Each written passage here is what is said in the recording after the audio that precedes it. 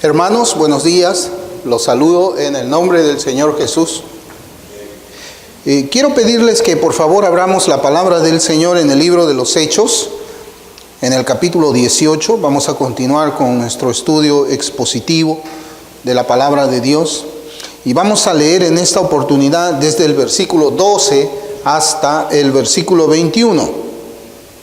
Hechos de los Apóstoles, capítulo 18, desde el versículo 12 hasta el versículo 21.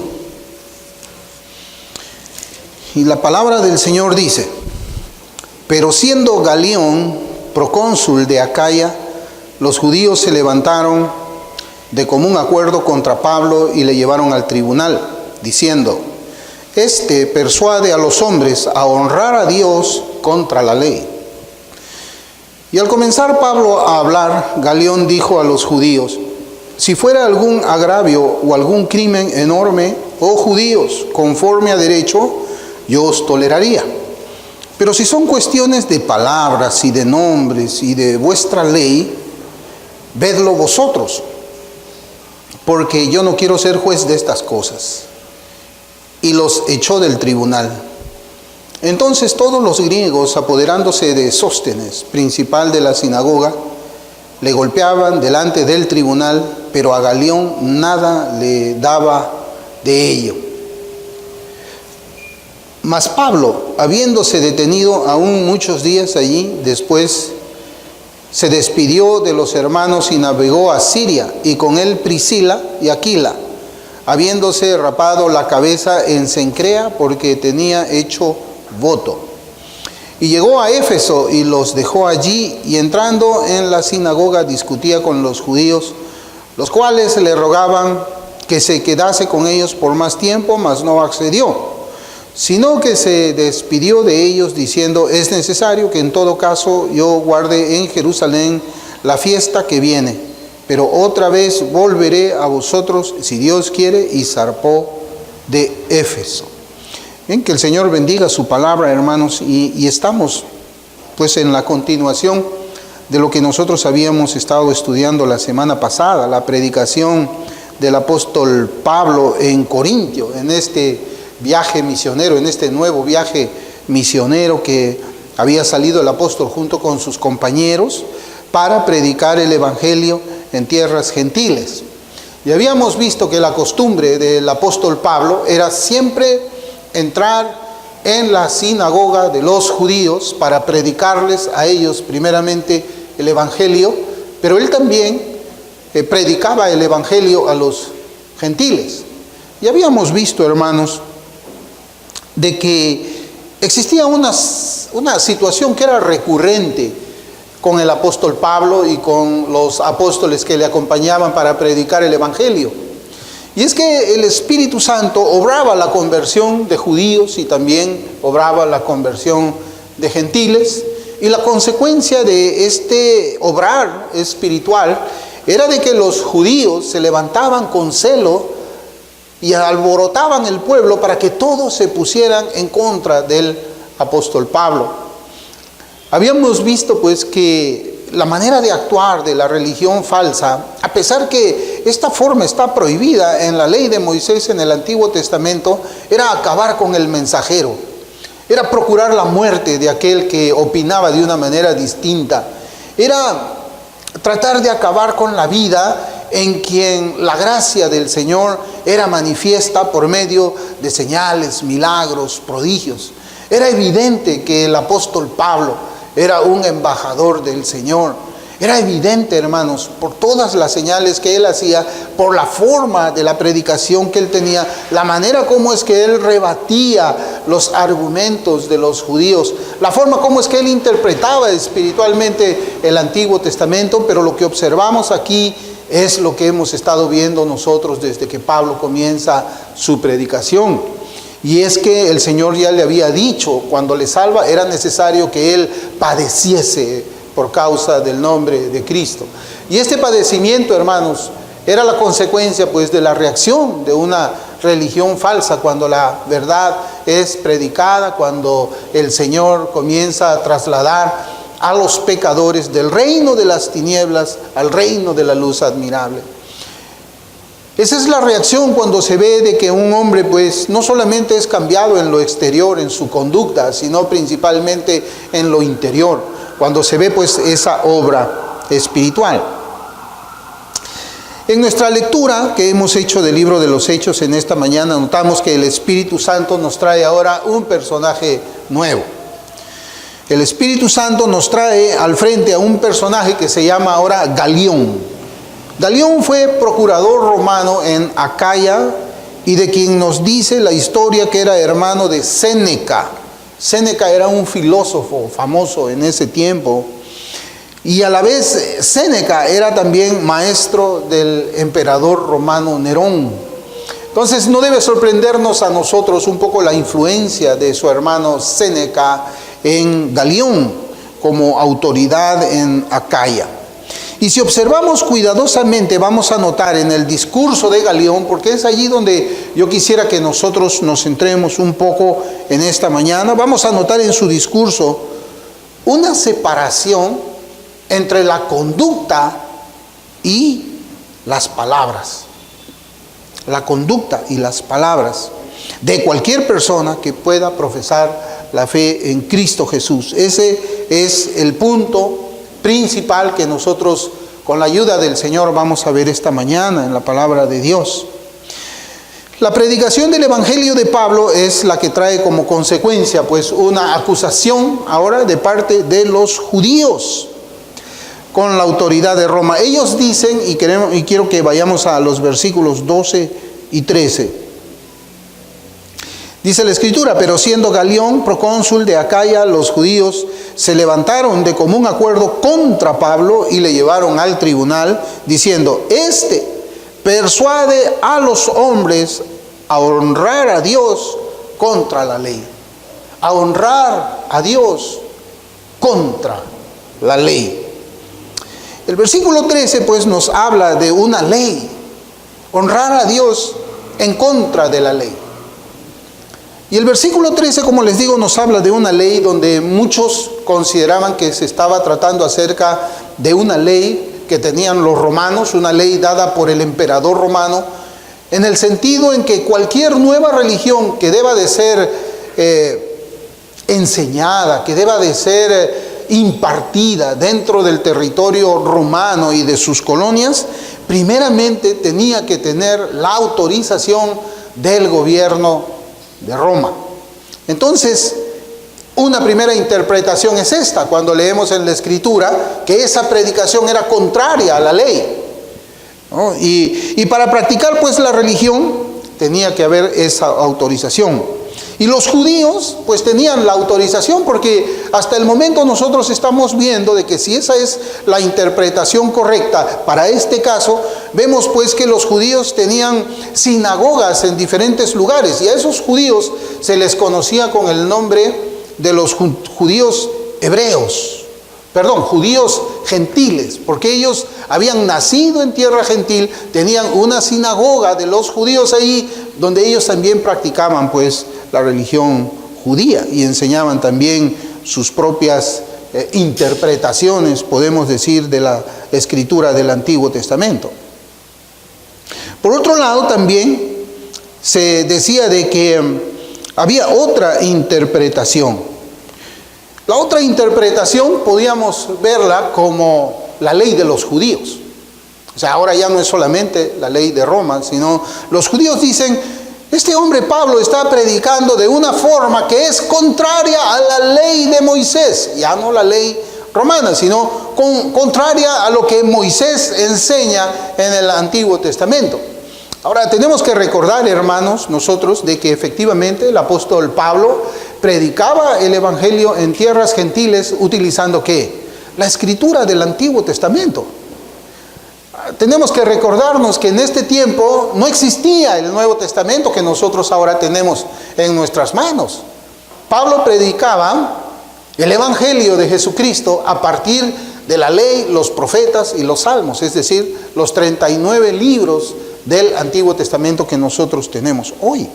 Y eso también puede haber sido la acusación de estos judíos cuando se presentan a Galión para acusar al apóstol Pablo. Pero sea como fuera, cualquiera de estas dos situaciones, sea que la acusación haya sido porque estaban violando o no tenían autorización del emperador para predicar el cristianismo allí, o sea porque ellos estaban sintiendo que la ley de Moisés estaba siendo violada, atacada por causa de la predicación del apóstol Pablo, cualquiera sea de estas dos situaciones, nosotros tenemos que reconocer algo, que el evangelio del Señor Jesucristo siempre confronta el pecado. Siempre confronta el pecado. Esa es la predicación del evangelio.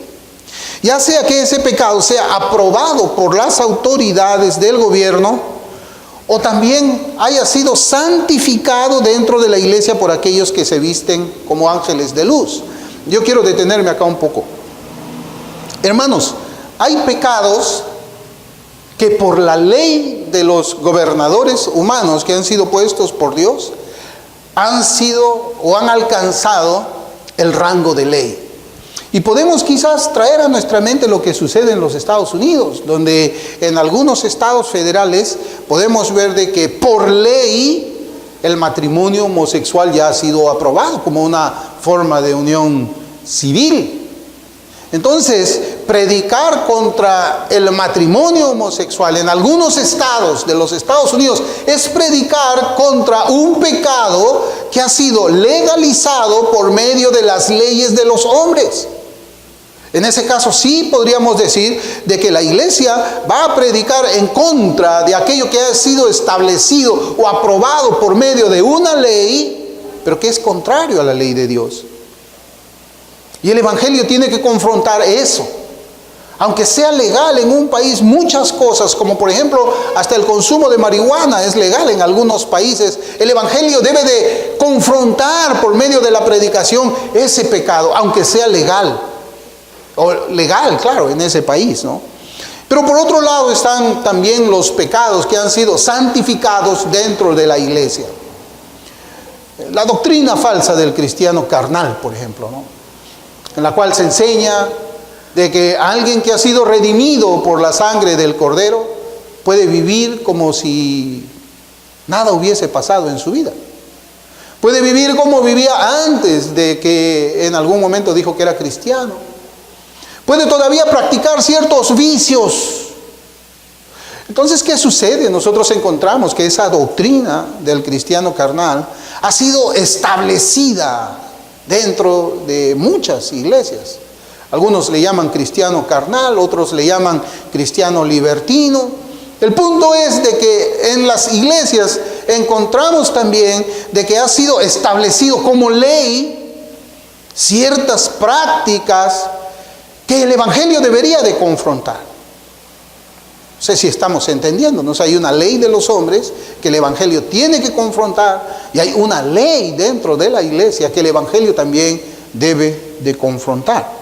Y digo de que esos pecados han sido santificados dentro de la iglesia por aquellos que se visten como ángeles de luz y utilizan los púlpitos para establecer las bases de una forma de santificación que es contraria a lo que las Escrituras enseñan.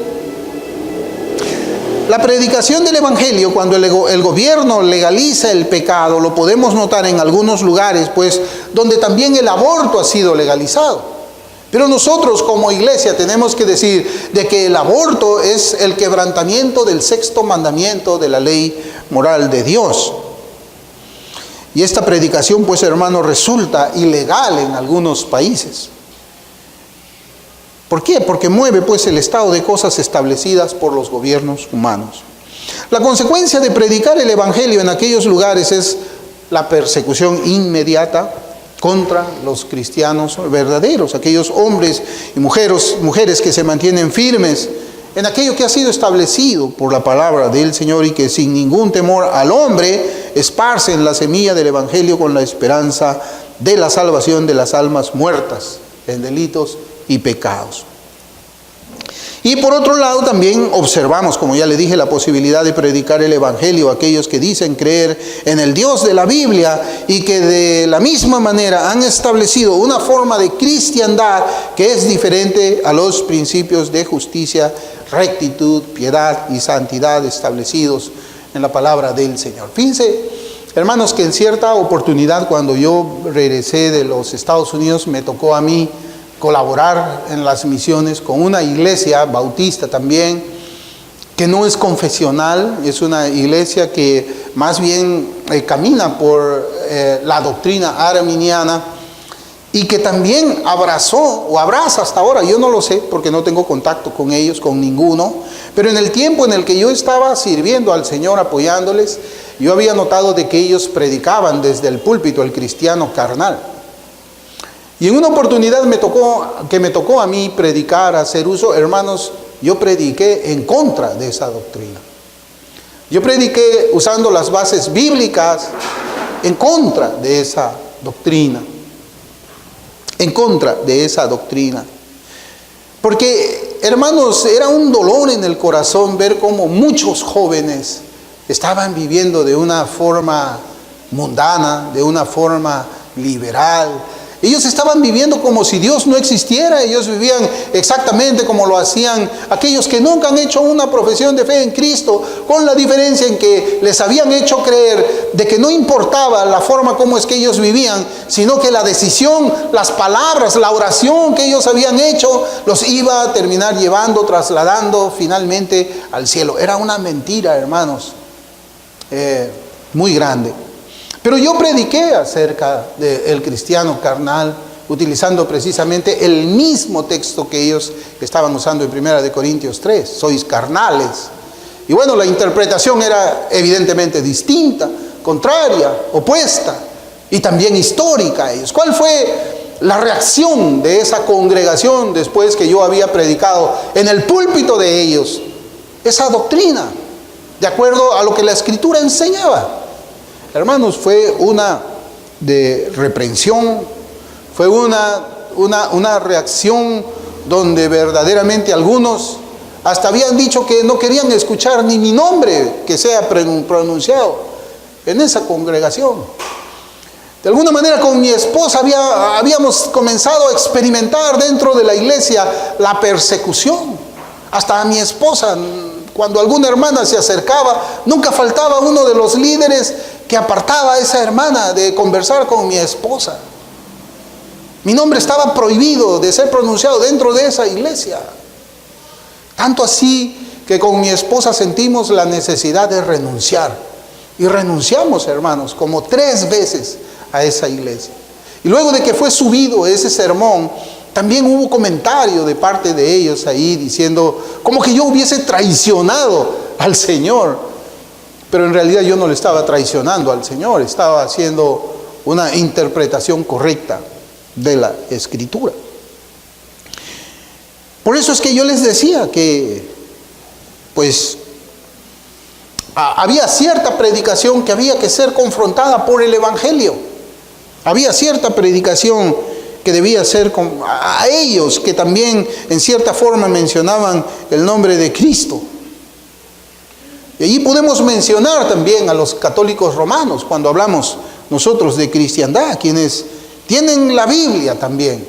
Ellos tienen una Biblia, es cierto que ellos también tienen apócrifos dentro de su Biblia, pero ellos tienen una Biblia muy semejante a la de nosotros. La diferencia es que tienen la Biblia junto con la interpretación papal de ella, junto con la tradición papista de ella, la cual pues ha dado a una forma de fe, mire, ha dado a una forma de fe que convive junto con el pecado.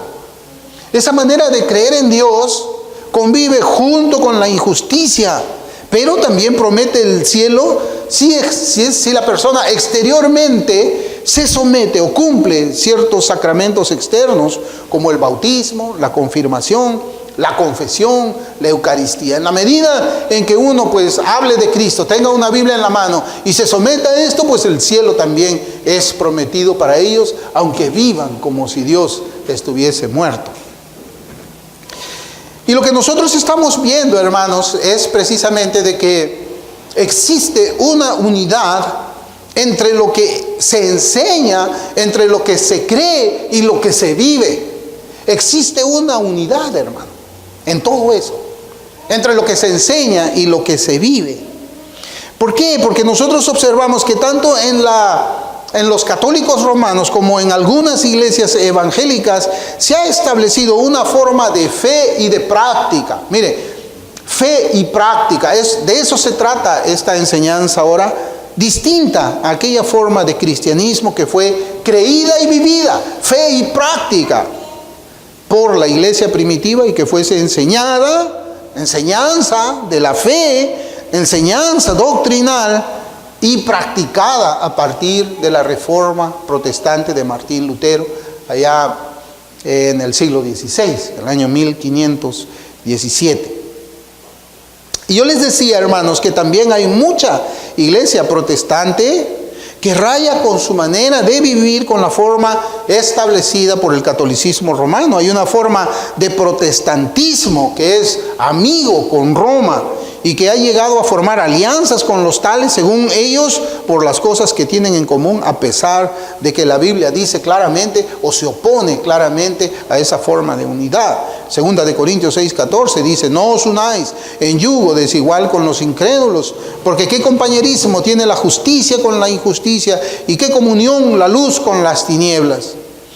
Lo que les quiero decir es que hay evangélicos que, al igual o peor que los romanistas, viven como incrédulos,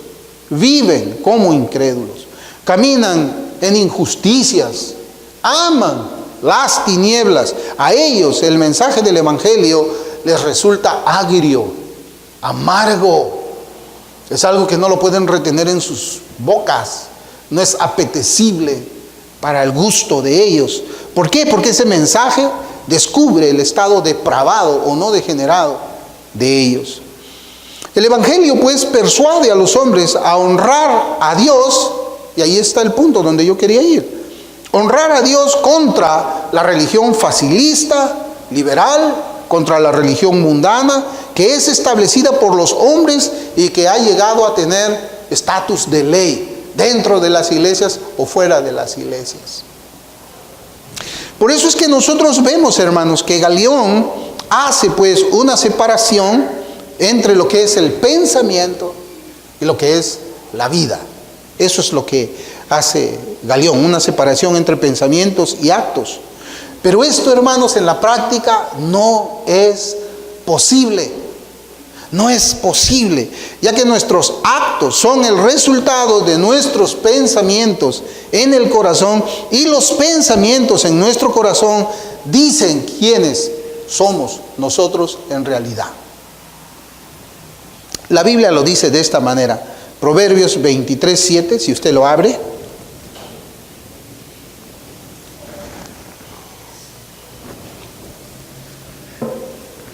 Proverbios 23:7 dice: porque cuál es su pensamiento en su corazón, tal es él. Tal es él. Come y bebe, te dirá, mas su corazón no está contigo. George Lawson hace este comentario: no son palabras y las declaraciones del hombre lo que debe determinar su carácter y dirigir nuestra relación con él, sino la actitud del corazón. Mire, le voy a repetir: no son las palabras y las declaraciones del hombre lo que debe determinar su carácter y dirigir nuestra relación con él, sino la actitud de su corazón. Y dirigir nuestra relación con la actitud de su corazón, que suele revelarse a través del curso general de su comportamiento, y siempre resulta ser muy diferente de lo dicho por el individuo. Hubiera deseado que creyeran los demás. El que tiene malos pensamientos acerca de Dios es un hombre malvado. El que tiene malos pensamientos acerca de Dios es un hombre malvado. Por muy buenas que sean sus palabras, y el que se permita una actitud egoísta no es apto para ser compañero o amigo tuyo, aunque te invite a tu mesa y no cese jamás de declarar en tu presencia que eres bienvenido y que desea de todo corazón que comas y bebas. Los actos de una persona son el resultado de lo que hay en el corazón. Y aún la Biblia nos enseña esto mismo de otra manera. Dice: de la abundancia del corazón habla la boca. Entonces, ¿cómo es que nosotros conocemos qué cosa es lo que hay dentro del corazón de alguien? Por su conducta, Por su conducta es que nosotros conocemos quién es quién. No hay otra manera, hermanos. No hay otra manera. Si alguien nos dice a nosotros, yo soy un cristiano evangélico, pero vemos que vive como los mundanos, ¿qué cosa es lo que vamos a creer? ¿Lo que nos dice con su vida o lo que nos dice con su boca? Es lo que nos dice con su vida. Lo que nos dice con su vida es lo que él tiene en el corazón.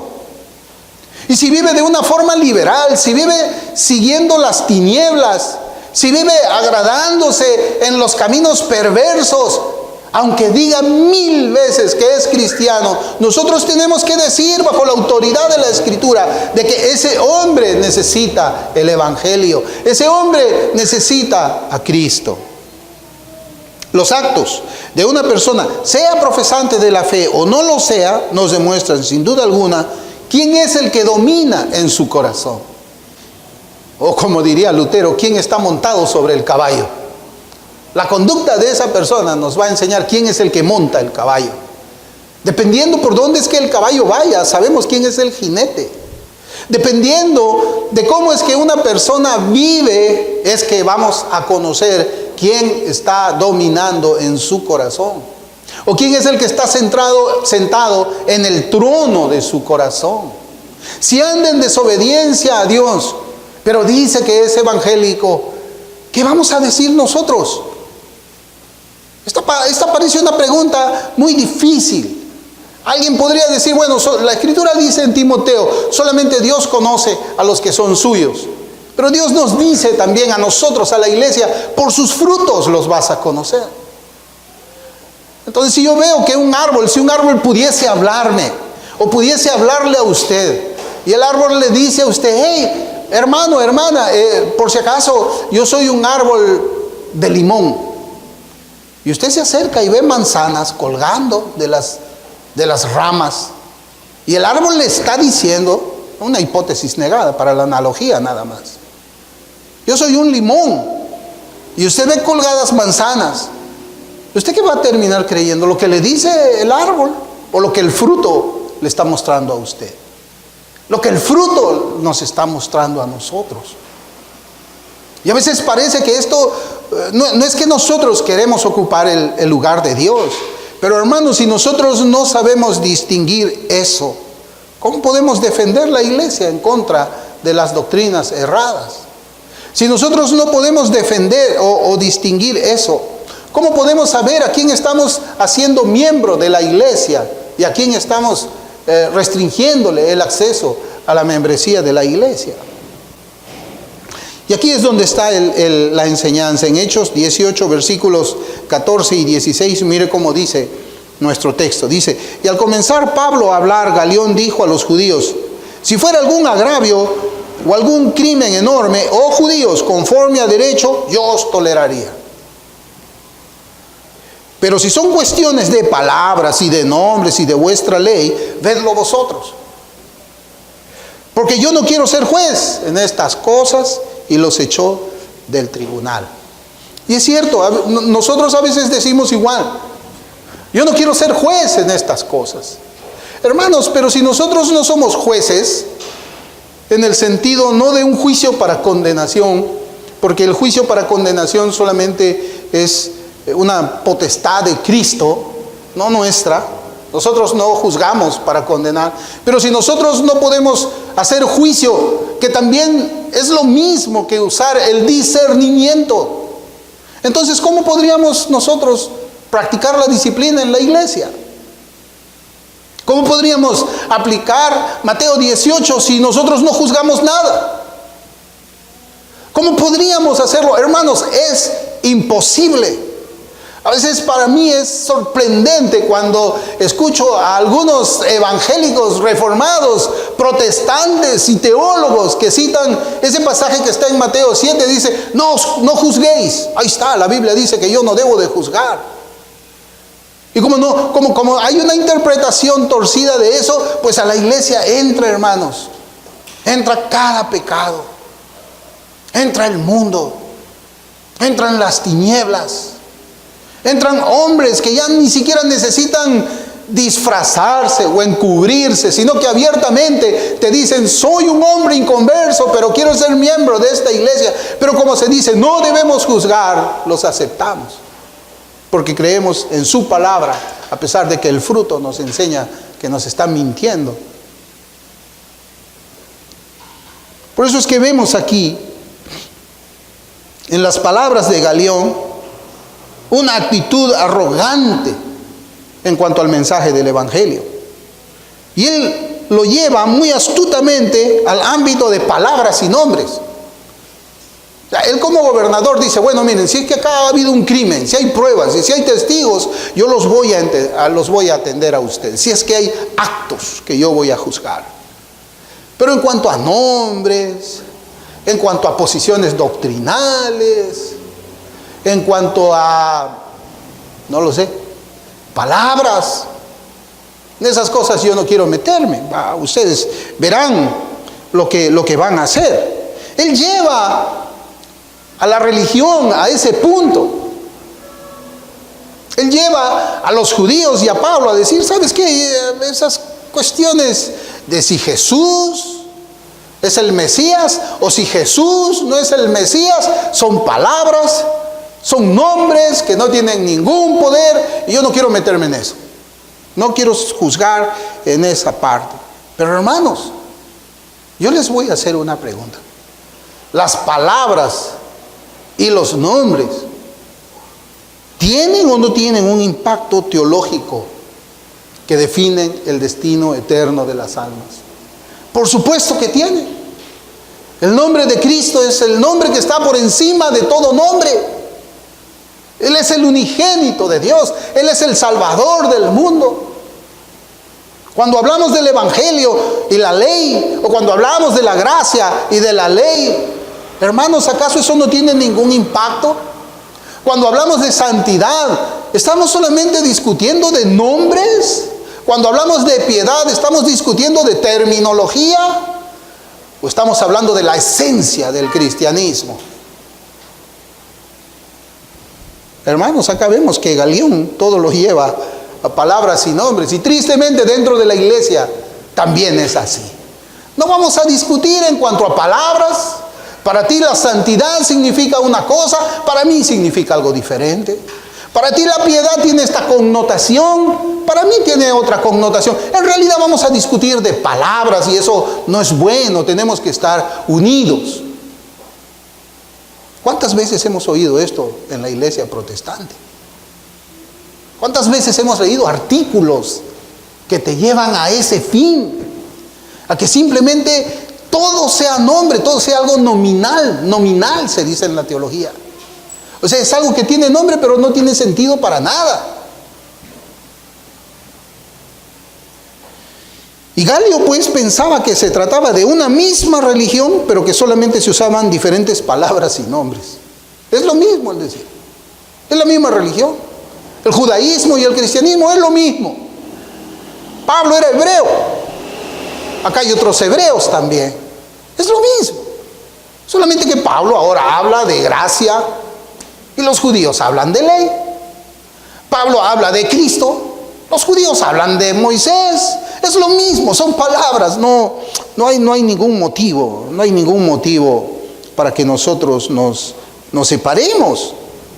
Total, los judíos y los cristianos van a terminar en el cielo porque tienen la escritura del Antiguo Testamento. ¿Verdad? No es verdad. El problema que nosotros tenemos, si es que podemos decirle problemas con los judíos, no es un asunto de palabras. Es que ellos rechazan a Cristo como el Mesías. Ellos rechazan la gracia para establecer la ley. Ellos rechazan el Evangelio. Ellos no creen en la Trinidad como nosotros creemos. Ellos son una secta. Ellos son una secta. Como los mormones. Ellos son una secta como los falsos testigos. Y tenemos que decirlo, la teología de ellos ni siquiera no somos hermanos con los judíos, no somos primos con los judíos, el cristianismo no viene del judaísmo, absolutamente nada. Pero Galio lo llevaba a ese punto, son palabras nada más. ¿Y cuántos hoy día también nos dicen igual? Bueno, ¿cuál es nuestra diferencia con los mormones entonces? Son palabras, es un cielo diferente, es un Cristo diferente, son palabras nada más. ¿Cuál es nuestra diferencia con los arrianos, con los falsos testigos? Son palabras nada más. ¿Cuál es nuestra diferencia con los católicos? Son palabras, ellos tienen un papa, nosotros no tenemos, pero son tan cristianos como nosotros. ¿Cuántos evangélicos dicen eso mismo en nuestros días? Son como Galión. Son como Galión.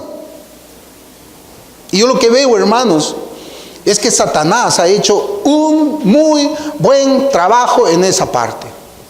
Porque Satanás ha reducido el evangelio a palabras nominales que no representan absolutamente nada que sea importante. Nada importante, según sea pues la conveniencia teológica. Y así, por ejemplo, se usa el nombre de Cristo, que al fin y al cabo para algunos tampoco representa ningún poder que cambia la vida a nadie. Ningún poder que cambia la vida a nadie.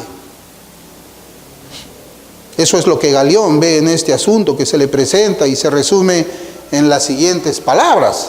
El evangelio no tiene ninguna relación con la conducta humana. El evangelio son palabras nada más. No te cambia. El evangelio no es poder. Solamente un pensamiento. Es una doctrina. Es una corriente. Como si fuesen partidos políticos. ¿Usted de dónde es? Yo soy demócrata. Usted, yo soy republicano. Usted, yo soy cristiano. Y usted, yo soy mormón. A las finales no hay poder. No hay nada, no hay ninguna diferencia. Pero la Biblia nos enseña a nosotros de una manera distinta a cómo lo ve Galión de ese tiempo y cómo lo ve los Galión de estos días también. Hermanos, el cristianismo, el evangelio es poder de Dios para salvación. El evangelio es poder de Dios para salvación. Lo que Cristo hizo en la cruz tiene poder. El cristiano está investido de poder. El cristiano es la morada del Espíritu Santo. ¿Y usted cree que cuando el Espíritu Santo mora en uno, como dice la Escritura, ese uno, esa persona, ese individuo, no va a caminar en poder? ¿O es que también el Espíritu Santo solamente son palabras, solamente son teologías, solamente son doctrinas? Así lo dice la Biblia, palabras, pero en mis actos no se demuestra. Así lo dice la Biblia. Yo creo lo que la Biblia dice, pero ese poder yo no lo experimento en mi vida. No lo experimento. Y esa falta de experiencia cristiana en mi vida no solamente la noto yo, sino también la notan en la iglesia donde yo congrego y la notan los vecinos con quienes yo vivo. Sigo siendo el mismo. La diferencia está en que ahora de vez en cuando leo la Biblia, de vez en cuando yo puedo hacer una oración, pero absolutamente nada más. El cristianismo se quiere reducir a lo que es el judaísmo de antes. O se quiere reducir, no sé, hermanos, a una especie de club social. Pero el cristianismo no es eso. El cristianismo es usar el nombre de Cristo para referirse a un grupo de hombres, de mujeres, de jóvenes, de niños, de ancianos, que han sido salvados por el poder del Evangelio. Mire, la Biblia nos enseña a nosotros de una manera distinta. La Biblia no hace una separación entre la conducta cristiana y la teología o la doctrina cristiana. No hay, hermanos. Mire cómo dice la Biblia. Filipenses 1:27, si usted lo abre.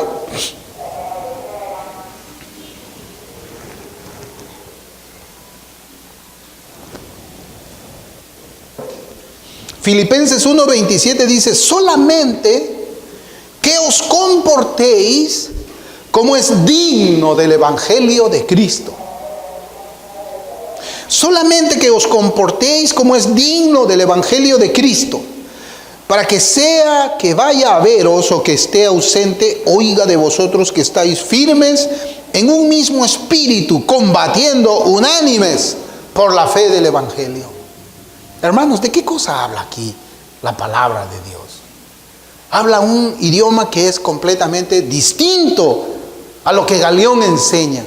Aquí Pablo dice de que el evangelio no son palabras, sino es un poder, y que el cristiano debe comportarse, debe conducirse, debe tener una conducta como es digna del evangelio de Cristo. El reformador Juan Calvino comenta de esa primera parte en los siguientes términos. Él dice: cuando habla de una conducta pura y honorable como digna del evangelio, insinúa por otro lado que aquellos que viven de otra manera hacen indigno al evangelio. ¿Ve? Nuestra vida honra al evangelio o nuestra vida deshonra el evangelio. Y cuando el evangelio es honrado, Cristo es honrado. Y cuando el evangelio es deshonrado, Cristo es deshonrado también. Por eso es que la Escritura también nos enseña que algunos con su conducta hacen que los gentiles blasfemen contra el Señor. Blasfemen contra el Señor. Y Matthew Henry escribió de esta manera: aquellos que profesan el evangelio de Cristo deben tener su conducta como es propio del evangelio, o en una forma adecuada y de conformidad con él, que sea como los que creen en las verdades del evangelio, se sometan a las leyes del evangelio y dependan de las promesas del evangelio, y con una fe responsable, santidad y consuelo, que sea en todos los aspectos como aquellos que pertenecen al reino de Dios entre los hombres y son miembros y súbditos de él. Es un adorno para nuestra profesión cuando nuestra conducta es de una pieza con ella. Es interesante cómo es que Matthew Henry pensaba acerca de conducirse como es digno del evangelio. Aquí él habla de someterse a las leyes del evangelio. ¿Y cuál es la ley del evangelio? Ahora se dice, no estamos bajo la ley, estamos bajo la gracia. Es una afirmación de la teología ancha y moderna. Pero la teología reformada no pensaba así en ningún momento.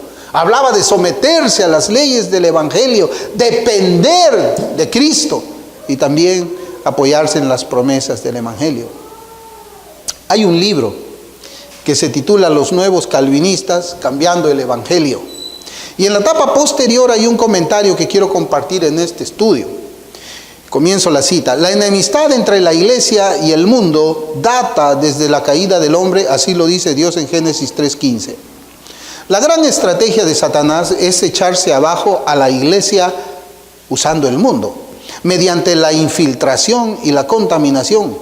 Pero rara vez esta batalla ha alcanzado las proporciones del tiempo actual, cuando la mundanalidad amenaza a cada creyente e iglesia, y tan sutil es el enemigo que la transigencia fatal ahora viene con una apariencia de sana doctrina. Es un aparente resurgimiento de lo mejor de la enseñanza de la Reforma y de los puritanos. Este libro revela el nuevo evangelio del así llamado nuevo calvinismo. Es un evangelio que cambia los términos de salvación y que ama al mundo y abraza su cultura. Satanás es muy inteligente. No recuerdo yo si fue A.W. Tozer que dijo: Satanás nunca va a hacer una lucha frontal contra la iglesia. No, Satanás lo que hace es infiltrarse, entrar dentro de la iglesia y comenzar a cambiar las cosas. Es mimetizarse, entrar como un espía allí para destruir, corromper todo lo que es sana doctrina. Es algo tremendo. Satanás nunca va a entrar por esa puerta pues con sus cuernos, su traje rojo y su tridente y su cola. No, todos van a decir: este es el diablo y no lo vamos a dejar entrar. Satanás va a usar corbata, Satanás va a usar una Biblia bajo el brazo, y una vez adentro va a tratar de corromper los cimientos, los fundamentos del evangelio. Y eso es lo que nosotros encontramos aquí. Debemos vivir como es digno del evangelio. Pero cuando se cambia el evangelio, cuando el evangelio es aguado, entonces la vida de ese evangelio aguado también es aguada. Cuando ese evangelio también se fusiona con lo que es el mundo, esa vida que debe ser digna a ese evangelio también va a ser fusionado con el mundo. Lo que nosotros creemos es lo que vivimos.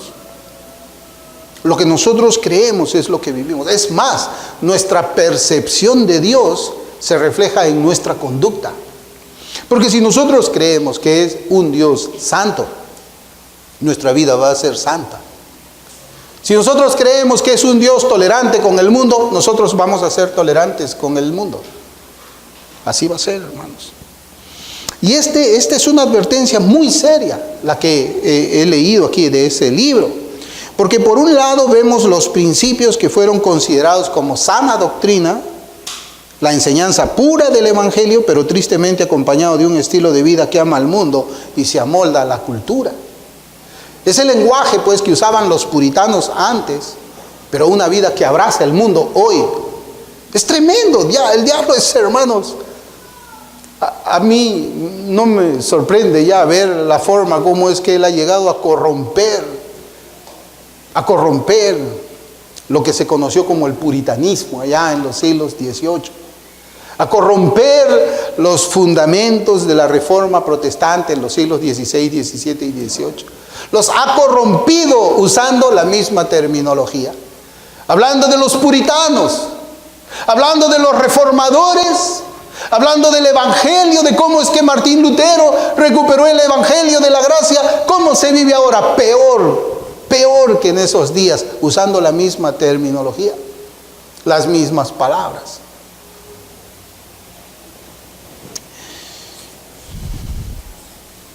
El mismo autor de la contratapa del libro también escribió lo siguiente: los nuevos calvinistas exaltan constantemente a los puritanos, pero no quieren adorar ni vivir como ellos lo hicieron. Hermanos, esto no es una contradicción. Que en esta iglesia, por ejemplo, estemos exaltando los escritos puritanos, hablemos de los puritanos, pero no vivamos como ellos vivieron, y tampoco adoremos como ellos adoraban. Hermanos, eso tiene un nombre. ¿Cuál es? Hipocresía. Eso se llama hipocresía. Eso se llama engaño. Eso se llama timar a la gente. Y claro, el que no tiene o no ha tenido la posibilidad de poder investigar cómo es que fue este movimiento, va a creer pues todo lo que se les diga. Va a creer todo lo que se le diga. Va a confiar en el hombre. Pero dice, pero no quieren ni adorar ni vivir como ellos lo hicieron. Una de las nuevas conferencias de las que hacen alarde se llama Resolved. Es una conferencia de John MacArthur, siguiendo a las famosas resoluciones juveniles de Jonathan Edwards, que eran 70 compromisos registrados.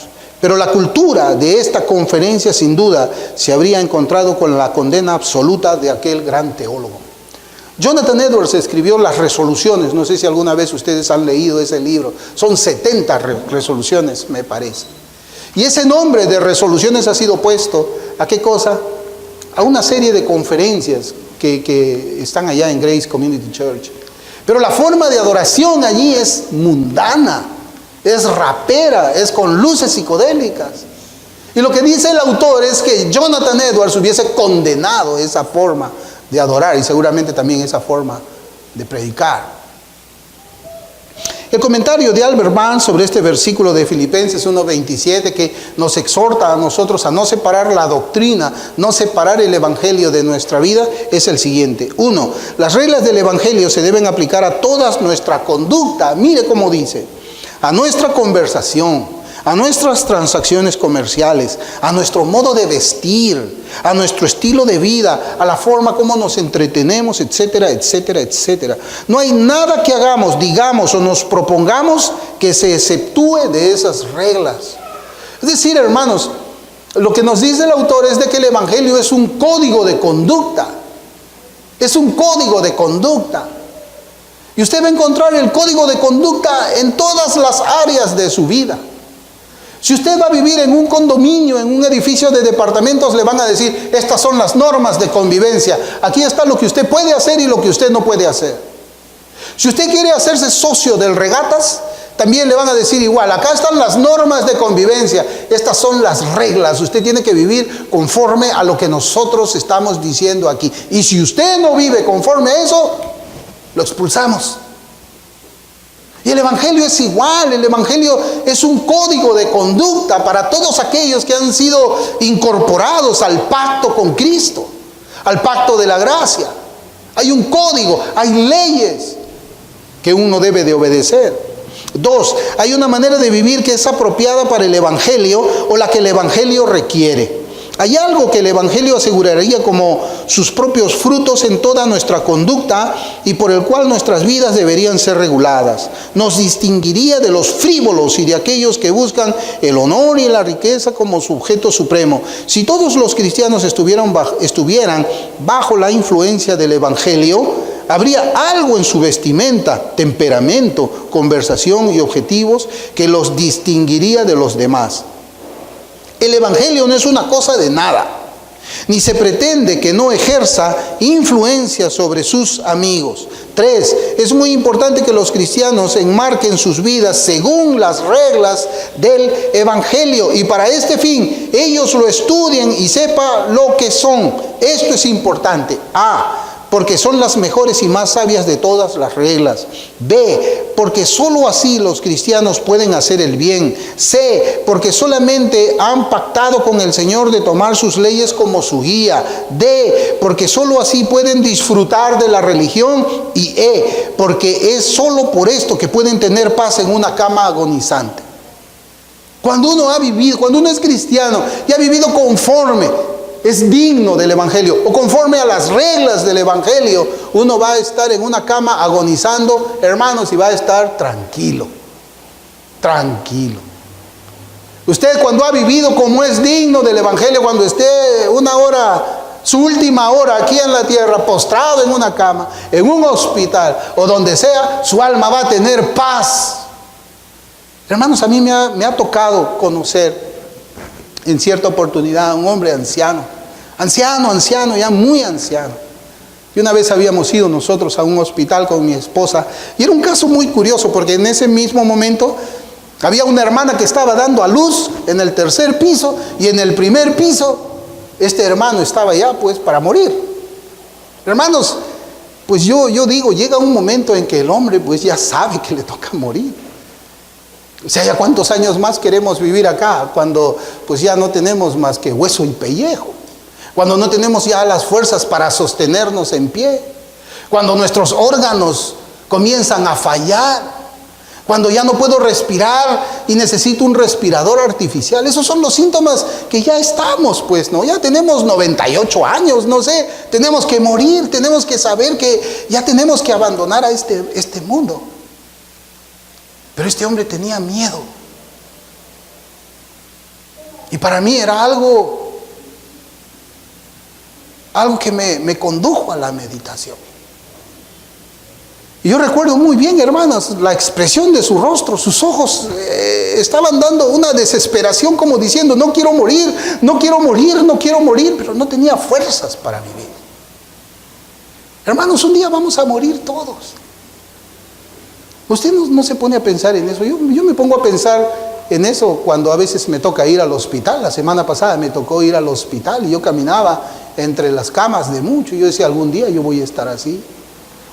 Y yo le comentaba a mi esposa, cuando a mí me toque ir al hospital, yo decía, va a ser un tiempo bien tranquilo porque me llevo un buen libro, me llevo mi Biblia. Y como pues nadie va a estar, las horas de visita son 2 horas creo al día, pues tengo todas esas horas para leer la Biblia y para leer muchos libros, esperando el tiempo en que mi corazón en algún momento deje de palpitar y mis pulmones dejen de respirar. Y ese va a ser el día más feliz de mi vida. El día de mi muerte va a ser el día más feliz de mi vida. Va a ser más feliz que el día en que yo nací. Va a ser más feliz que el día en que el Señor aplicó la salvación a mi alma. ¿Y sabe por qué? Porque ese día voy a estar con mi Señor. Voy a estar con mi Señor. Entonces, ¿por qué voy a querer aferrarme a esta vida cuando Pablo dijo, para mí el morir es ganancia? Si nosotros no entendemos eso, no entendemos el cristianismo. Es esa la vida, hermanos. La vida es esa. Es un soplo, es un vapor. Es como la hierba que crece y al día siguiente ya no está. Hasta los mundanos han compuesto una canción acerca de eso que se llama Polvo en el Viento. Cuando yo era mundano escuché esa y yo me ponía a pensar, es verdad lo que dice eso. Nosotros somos polvo en el viento. Pero nunca pensé yo en la muerte de la manera como es que yo lo pensaba ahora. Pero cuando uno vive como es digno del Evangelio, hermanos, va a tener paz en esa cama. Créame, va a tener paz. Usted va a estar frotándose las manos. ¿A qué hora lo veré a mi Señor? Hoy día, mañana. Por fin voy a estar con Él. Por fin. Voy a abandonar este cuerpo de pecado. Ya no voy a luchar más con ese viejo hombre que está allí crucificado. Voy a ser librado, voy a alcanzar la santificación final. Voy a entrar a la gloria, voy a verle cara a cara como cantamos en nuestros himnos. Y eso solamente es posible cuando hemos vivido conforme es digno del Evangelio de Cristo. Aquel que no ha vivido de esa manera, créame que va a estar en esa cama como ese hombre que creo que tenía como 98 o 100 años. Y yo me decía, ¿para qué quiere vivir más? Para darle más trabajo a su esposa. Porque no podía ni caminar, alguien tenía que atenderlo en la cama. Y si uno dice que es cristiano, pues realmente la muerte es ganancia.